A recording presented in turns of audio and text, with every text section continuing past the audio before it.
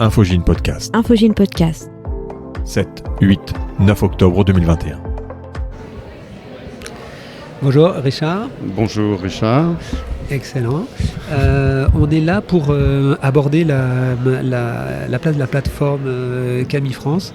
Violence santé femmes. La prise en charge des violences santé femmes. Tu nous en dis un petit mot ?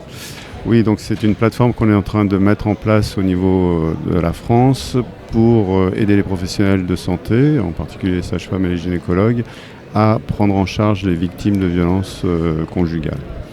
Bon, donc c'est dans l'idée de faire un outil structuré qui puisse être une ressource pour nous tous qui sommes soignants en France. Alors, la première question que je voudrais te poser, c'est de dire, on a tout un arsenal existant déjà d'outils pour appréhender et gérer les violences. Quelle est la place de la plateforme qu'on met en place ? Oui, effectivement, il y a heureusement beaucoup de choses qui se sont mises en place avec les plans gouvernementaux successifs.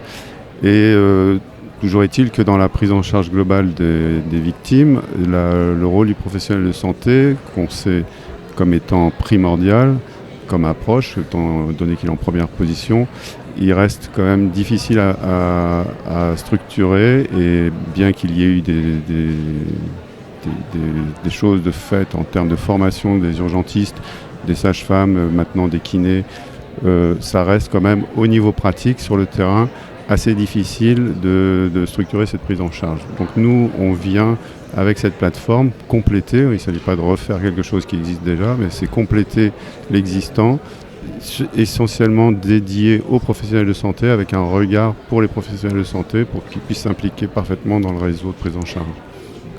Alors, je vais me faire un petit peu l'avocat du diable, mais on sait que la MIPROF actuellement fait la promotion et met en place des maisons de santé. On a l'impression qu'elles sont en train de fleurir dans un bon nombre d'endroits en France. Donc, là encore, quelle est la place de notre plateforme par rapport à toute cette élaboration, ce programme national de maisons de santé ? C'est pas en plus, c'est pas en trop par rapport aux maisons de santé ? Alors, non, la maison de santé, ce que tu dis, maison de santé, la référence c'est la maison des femmes, disons, de Saint-Denis, avec Rada Hatem. C'est notre modèle de prise en charge globale. C'est évident que là, tout est parfait. Le problème des maisons de femmes, maisons des femmes, pardon, c'est que c'est une structure qui dépend de son fondateur et de la volonté, de la perspicacité qu'elle a à chercher des fonds pour la faire vivre. Donc c'est une structure qui est située dans un hôpital mais qui n'est pas financée par l'hôpital. Et donc il faut trouver des financements, donc ce que fait très bien pour l'instant la Maison des Femmes. Mais c'est une structure donc qui, le jour où la personne qui va chercher les fonds s'arrête, la structure s'arrête, parce que ça ne peut pas marcher tout seul. Et deuxièmement, ça reste localisé à la zone qui correspond à la Maison des Femmes. Donc ça ne permet pas, et pour l'instant, il y en a il y en a 4-5 qui sont vraiment installés. Il y a un projet qui s'appelle le projet Restart, avec un financement de l'État de 5 millions d'euros pour créer d'autres maisons des femmes. Le but étant de multiplier comme ça un peu les maisons des femmes un peu partout sur le territoire, mais ça reste quand même toujours avec des budgets, parce qu'on construit, on amène des structures et des postes professionnels, et donc il faut qu'on s'affiche dans la pérennité en pouvant budgétiser ces postes. Alors là, ces 5 millions d'euros, c'est bien, mais c'est pas tous les ans, c'est pendant un certain temps. Après, se pose la question de la pérennité. Donc la plateforme Camille France, ça va être d'essayer de faire localement dans le max de structures de soins, les hôpitaux en particulier, des espèces de petits clones, des espèces d'équivalents de maisons des femmes qui sont basés sur des soignants locaux qui intègrent la plateforme Camille France. Voilà, on a deux plateformes, je comprends. La plateforme Violence Santé Femmes. Exactement. Le principe, c'est il y a les maisons des femmes, bon, c'est très bien. On vient nous compléter le maillage au niveau du territoire en se servant des hôpitaux, parce qu'à l'intérieur des hôpitaux, on connaît beaucoup de professionnels qui souhaitent s'impliquer dans la démarche de prise en charge des victimes, mais qui n'ont pas la possibilité de le faire parce que on est confronté quand même à pas mal de barrages. Et donc le but de cette plateforme, c'est d'aider les professionnels, de les accompagner dans la création de ce qu'on pourrait appeler des mini-maisons des femmes à l'intérieur des hôpitaux qui vont collaborer avec les maisons des femmes qui existent si elles sont à proximité évidemment, et pour leur donner un peu la méthodologie, comment faire par rapport aux autres associations, par rapport aux autres professionnels du service, par rapport à la direction de l'hôpital, parce que là il y a beaucoup de barrages qui peuvent apparaître quand on est dans cette dynamique de faire un projet un peu nouveau pour l'hôpital, parce qu'effectivement, on n'a pas encore dans la culture compris que les victimes de violences conjugales ou de violences sexuelles sont des victimes à même part entière qu'une victime de fracture ou d'un attentat, etc. Et qu'il n'y a pas question de ne pas les prendre au même niveau que les autres victimes. Ok, donc les maisons des femmes, en résumé, elles sont peu nombreuses et souvent trop loin des structures de soins. Donc c'est les structures de soins qui, en leur sein, doivent essayer de développer des noyaux de compétences. Et la plateforme, elle va donner un support pour justement, dans chaque hôpital, essayer de fédérer, on va dire, les locaux, les acteurs locaux, les soignants locaux qui sont motivés pour monter par eux-mêmes, en lien avec leurs administrations dans les hôpitaux, toutes ces structures-là. Alors moi, j'ai deux remarques.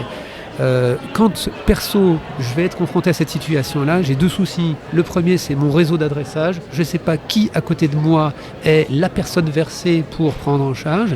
Et la seconde, c'est que donc j'ai pas l'annuaire et surtout j'ai pas les ressources. Je sais pas, je suis ignare quand une personne me dit quelle démarche juridique je vais pouvoir mettre en place dans ma situation spécifique. Je suis à poil. Alors, qu'est-ce qu'on peut faire ? Se rhabiller, mais on a justement dans la plateforme deux éléments, les deux atouts de cette plateforme. C'est d'une part l'annuaire géolocalisé, donc c'est vraiment un gros problème parce qu'on sait maintenant inciter les professionnels de santé à dépister, mais ils disent une fois que je dépiste, qu'elle me dit oui, je fais quoi ? Donc il faut pouvoir effectivement l'adresser vers le psychothérapeute, vers l'association du coin, vers la personne disons ad hoc. Et pour ça, donc nous on crée un annuaire. Alors il y a des annuaires, il y en a partout. Mais notre annuaire, il sera fait avec uniquement des gens qui sont des acteurs impliqués et qui sont d'accord pour appartenir à cet annuaire en nous donnant les moyens de les joindre, les moyens de les contacter, leur disponibilité et leurs compétences et ce qu'ils peuvent faire. Parce qu'actuellement, on a beaucoup d'annuaires, des flyers où on a en fait le listing des hôpitaux ou des centres, des associations. Et par exemple, dans le flyer dans l'hôpital dans lequel je travaille, il y a le standard de l'hôpital, ce qui est complètement aberrant. Une femme victime de violence qui fait la démarche de téléphoner vers une association, vers une structure de soins, si elle tombe sur le standard qui ne sait pas où l'orienter, c'est vraiment détestable. Donc il faut vraiment éviter tout ça. Notre annuaire n'a pas vocation à être archi plein, mais à être qu'avec des personnes complètement impliquées sur qui on n'aura pas d'erreur d'aiguillage. Ça, c'est la première chose. Donc, c'est l'annuaire géolocalisé qui sera mis à jour régulièrement par les acteurs eux-mêmes. Ça aussi, c'est un problème de mise à jour des adresses, tout ça. Donc, ça, c'est une première chose. Et deuxièmement, il y a une base documentaire. Donc, il y a aussi énormément de choses qui sont déjà sur les réseaux. Il ne s'agit pas de refaire des choses, mais de synthétiser ce qui existe avec l'œil du professionnel de santé. Et donc, c'est une sage-femme qui lit, qui fait la synthèse de manière à donner un produit qui permet au professionnel de santé, quand il est en consultation, d'avoir accès à de l'information rapidement sous forme de fiches réflexes, fiches conduite à tenir, avec le langage, la façon de faire des professionnels. Il ne s'agit pas de lire une prose quand on est face à une patiente. Donc on a des fiches réflexes, que faire, que dire, comment faire un certificat, etc. de façon très rapide que le professionnel puisse utiliser. Donc après, évidemment, il y aura des liens avec les autres informations. Mais voilà, c'est vraiment un fait pour les professionnels de santé, pour qu'ils s'intègrent parfaitement dans la prise en charge des victimes et qu'ils ne soient pas stressés à l'idée de prendre en charge une victime, ce qui est le cas encore pour beaucoup.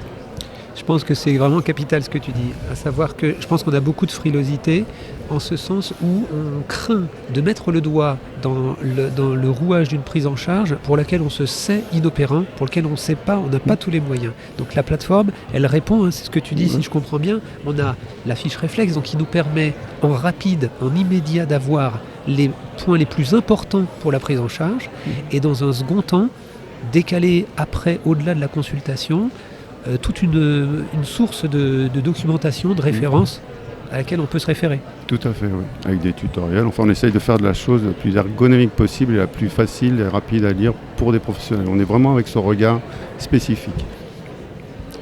Là, en termes de disponibilité de la plateforme, ça se passe comment? Il y a un référent, il y a des numéros de téléphone auxquels se référer, c'est quoi les modes de contact pour... Alors, la plateforme, là, elle est construite. On est en train de faire de la saisie de tous les bases documentaires, etc. Donc, elle est située à GSF. Elle est animée par une coordinatrice nationale qui sera là aussi pour aider les mini-maisons des femmes lorsqu'elles ont besoin, par exemple, d'avoir une formation sur place. Elle pourra venir faire la formation. Donc, tout ça, ce sera focalisé sur un site internet avec peut-être une application. Enfin, il n'y aura pas un numéro de téléphone particulier parce qu'on n'a pas la possibilité, nous, de répondre H24 à des demandes par téléphone. Donc nous, on n'a pas de téléphone, mais c'est pour les professionnels. Ils peuvent avoir accès au site, donc ce sera par le biais d'Internet, sur la plateforme Violence Santé Femmes. Ok, je pense qu'on est au clair par rapport à cette structure-là. Que te dire si ce n'est merci de tout ce travail-là, parce que vraiment c'est un outil qu'on voit qui s'ajoute à ce qui semble être une offre de soins importante, mais qui en vrai est peut-être pas assez pratique. Et c'est ça un des freins qui fait que les soignants n'arrivent pas à se lancer, à embrasser la cause de la violence et santé, en particulier vis-à-vis des femmes, parce qu'ils ne se sentent pas suffisamment soutenus, suffisamment formés. Tout à fait, tout à fait. Ils sont stressés. Ils nous le disent. Hein. On fait le dépistage, on est d'accord, mais so what? Après, qu'est-ce que je fais de cette patiente? Alors, on ne va pas leur demander de faire de la psychothérapie, parce que mais de savoir où adresser à un psychothérapeute, mais surtout de savoir quoi dire, savoir être face à une victime. Il ne faut pas lui dire il faut faire ci, il faut faire ça, parce que là, on est déjà dans une mauvaise prise en charge. Il faut restaurer l'autonomie. Donc, il y a des façons de parler, des façons d'aborder, ne pas juger, croire à la personne et lui dire quelques phrases simples qui permettent tout simplement d'ouvrir la porte pour cette femme. Eh bien, merci. Ben, merci, Lucie.